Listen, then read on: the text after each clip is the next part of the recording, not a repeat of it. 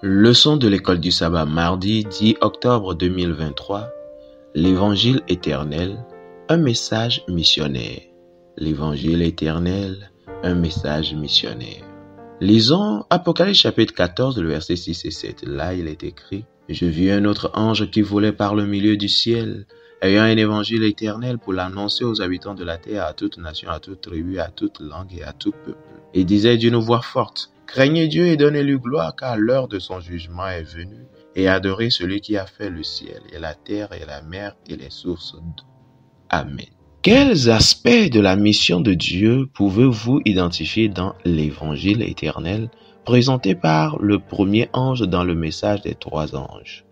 C'est le seul endroit dans les Écritures où les mots éternel et évangile sont liés. L'évangile est la bonne nouvelle de la grâce offerte à tous par Jésus-Christ. Il est venu dans notre monde pour nous montrer la grâce et la vérité. Jean 1, le verset 14. Il a vécu une vie sans péché et est mort sur la croix comme sacrifice expiatoire pour supporter le châtiment de nos péchés. Ésaïe 53, le verset 4 et 5. 1 Pierre 3, le verset 18. Il est ressuscité, est retourné au ciel, a été exalté par le Père et intercède aujourd'hui pour nous dans le sanctuaire céleste. Apocalypse 1, le verset 18, Acte 2, le verset 33, Hébreux 7, le verset 25. Il accomplira bientôt sa plus grande promesse, revenir en majesté et dans la gloire et, finalement, après le millénium, établir le royaume de Dieu sur terre. Jean 14, le verset 1 à 4. Acte 1, le verset 11. Apocalypse 21, le verset 1 à 4. Ce sont toutes des réalités essentielles de l'évangile éternel. Néanmoins, le fait que ce message soit éternel est remarquable. Il n'y a qu'un seul évangile qui puisse nous sauver. Il restera le même jusqu'à ce que la mission de Dieu soit pleinement accomplie. Il n'y aura jamais d'autre évangile. Les enseignements et les doctrines trompeurs vont et viennent. Éphésiens 4, le verset 14. Mais le message du salut, l'évangile éternel, est immuable et ceux qui y croient et le vivent dans l'obéissance seront récompensés. Voir Deutéronome 5, le verset 33, Romains 2, le verset 6. Ce mandat donné aux premiers disciples nous est également donné aujourd'hui. Nous devons continuer la tâche de faire des disciples pour Christ partout.